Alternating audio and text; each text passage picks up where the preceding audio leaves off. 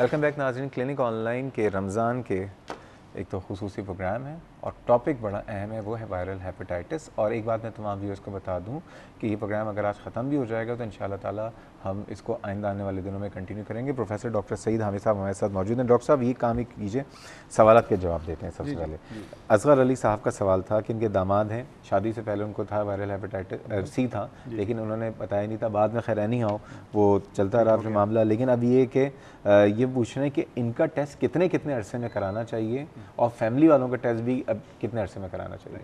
अच्छा देखिए, सबसे पहले तो डॉक्टर शहजाद ये बात कि ये क्लियर किया जाए कि hepatitis C virus is a curable infection. इसको ट्रीटमेंट के ज़रिए क्योर किया जा सकता है, हर एक में नहीं लेकिन बहुत सारे लोगों में, ख़ास तौर पे यंग लोगों में। जैसे ये इनके सन इन लॉ यंग होंगे ज़ाहिर है, और यंग एज पे ट्रीट हो गए, पता चल गया टाइम पे, डायग्नोज हो गए, ट्रीट हो गए, और अब माशाल्लाह नेगेटिव हैं और इंशाल्लाह ये कम्प्लीटली नेगेटिव रहेंगे for the rest of his life. आम तौर से अगर ट्रीटमेंट के बाद 6 महीने के बाद, टेस्ट के बाद, if the test is negative, जो कि PCR का टेस्ट है, तो हम ये सेफली अज्यूम कर सकते हैं कि इन्फेक्शन क्योर हो गई। आप ज़्यादा से ज़्यादा एक दफ़ा और टेस्ट करा लें 1 साल के बाद, उसका भी कोई साइंटिफिक बेसिस नहीं है, लेकिन अपनी तसल्ली के लिए बार बार ये टेस्ट करने की ज़रूरत नहीं है। और फैमिली मेम्बर्स? अच्छा, फैमिली मेम्बर्स में इनकी वाइफ का बिल्कुल इन्होंने जैसे ठीक कराया, टेस्ट कराया, वो एक दफ़ा नेगेटिव आ गया है, तो अब इंशाल्लाह वो भी शी इज़ सेफ़ ऑल्सो, ठीक है, क्योंकि इनके हस्बैंड को इन्फेक्शन कंट्रोल हो गई, क्योर हो गई, राइट। तो अब ये रिस्क भी ख़त्म हो गया कि हस्बैंड से वाइफ को इन्फेक्शन ट्रांसमिट हो। अगर किसी औरत में हो, अगर वो हामला हो, तो क्या उससे होने वाले बच्चे को ट्रांसफ़र होता है? जी, हेपेटाइटिस बी की निस्बत हेपेटाइटिस सी कम ट्रांसमिट होता है। तकरीबन जो वर्ल्ड वाइड फिगर्स हैं वो 4%, 3 से 4% कहे जाते हैं। ठीक है। उसके आप बरक्स देखें तो 96-97% केसेस में कुछ भी नहीं होगा, बट कुछ थोड़े से केसेस में ट्रांसमिशन। अच्छा, यास्मीन साहिबा थी, उनके हस्बैंड का हेपेटाइटिस सी है। जी। उनके जो है अब वो कह रही हैं कि स्वेलिंग भी है, वॉमिटिंग भी हो रही होती है, ठीक है, क्या कहेंगे इस हवाले से? अच्छा, दोनों केसेस हम इकट्ठे ले लेते हैं। एक ये केस था जो कि जिनके प्लेटलेट काउंट 30,000 हो गए, शमीन साहिबा की वालदा थी। जी, वो तकरीबन सिमिलर केसेस हैं।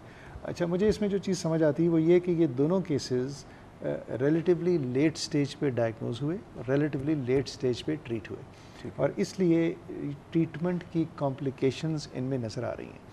इसीलिए अगेन मैं इस चीज़ को स्ट्रेस करूँगा कि डायग्नोसिस जल्दी हो, ट्रीटमेंट जल्दी हो, इस तरह की कॉम्प्लिकेशंस भी नज़र नहीं आएंगी। लेट्स फॉर एग्जांपल के प्लेटलेट काउंट 30,000 हो गया और लिवर पे स्वेलिंग आ गई इनके हस्बैंड को, और वगैरह वगैरह। तो मशवरा क्या देंगे डॉक्टर साहब? देखिए, अब एक स्टेज ये आती है जबकि जो करंट ट्रीटमेंट्स हैं वो ना सिर्फ काम नहीं करती बल्कि बाज़ दफ़ा ख़तरनाक भी साबित हो सकती हैं। तो आई थिंक इस स्टेज के ऊपर ये ट्रीटमेंट्स नहीं देनी चाहिए या इनको रोक देना चाहिए। मेरे ख्याल में एक अटैम्प्ट ज़रूर की गई, अगर अब ये प्रॉब्लम्स हो रही हैं तो प्रॉबली इनमें ट्रीटमेंट रोकना पड़ेगा। जो करंट ट्रीटमेंट है वो मज़ीद नुकसान करेगा। अब प्रोग्राम का वक्त ख़त्म हो गया, लेकिन आखिरी सवाल कि एक और यास्मीन साहिबा थी जिनके हस्बैंड को टेस्ट कराया और नॉन एक्टिव आ गया, राइट। अच्छा, ये बाज़ दफ़ा इसकी 2 एक्सप्लेनेशंस हैं कि जो ज़ाहिर है इन्होंने एंटीबॉडी का टेस्ट कराया, PCR नेगेटिव था, या तो ये कि जो एंटीबॉडी का टेस्ट है वो फॉल्स पॉजिटिव है, जिसके चांसेस आजकल कम हैं क्योंकि जो टेस्ट होता है वो बड़ा अच्छा टेस्ट अब आ गया है और बहुत एक्यूरेट टेस्ट है।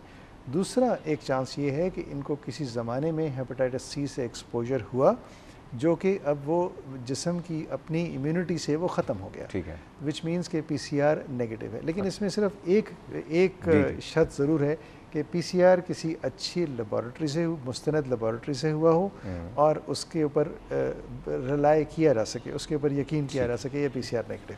डॉक्टर सईद हामिद साहब, आज के लिए शुक्रिया, लेकिन मैं उम्मीद ये रखता हूँ कि इंशाल्लाह ताला आइंदा आप दोबारा इस प्रोग्राम में ज़रूर आएंगे और उस टॉपिक की, अभी कि हमने हेपेटाइटिस सी की भी बहुत बातें करनी है, हेपेटाइटिस बी की बातें करनी है, अभी हमने स्टार्ट भी नहीं किया, लेकिन लाइक ये कि कोई बात नहीं, जब तक हमारा प्रोग्राम है हम इस पर हम बात करते रहेंगे। बहुत बहुत शुक्रिया आपके लिए। और मैं खुसूसन एक बात करूँगा कि आगा खान हॉस्पिटल अमीरों का हॉस्पिटल समझा जाता है, ऐसा नहीं।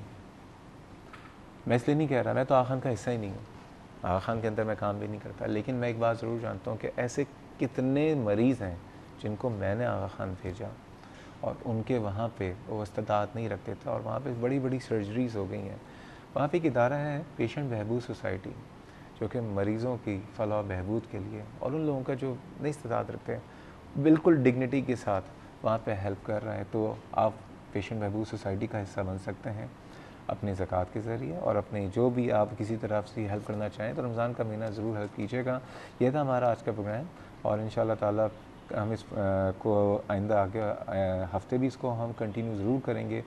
अपना बहुत ख्याल रखिएगा, और रमज़ान का महीना है तो मुझे और मेरी पूरी हेल्थ टीवी की टीम को, क्लिनिक ऑनलाइन की टीम को अपनी दुआ में याद रखिएगा। इस प्रोग्राम में कोई फीडबैक या सजेशन हो तो मुझे ईमेल कीजिए cliniconline@health-tv.tv या फेसबुक पे जाके क्लिनिक ऑनलाइन के पेज में हमें आगाह कीजिएगा अपनी डिमांड से। इंशाअल्लाह ताला फिर मुलाकात होगी, उस वक्त तक के लिए अल्लाह हाफ़िज़।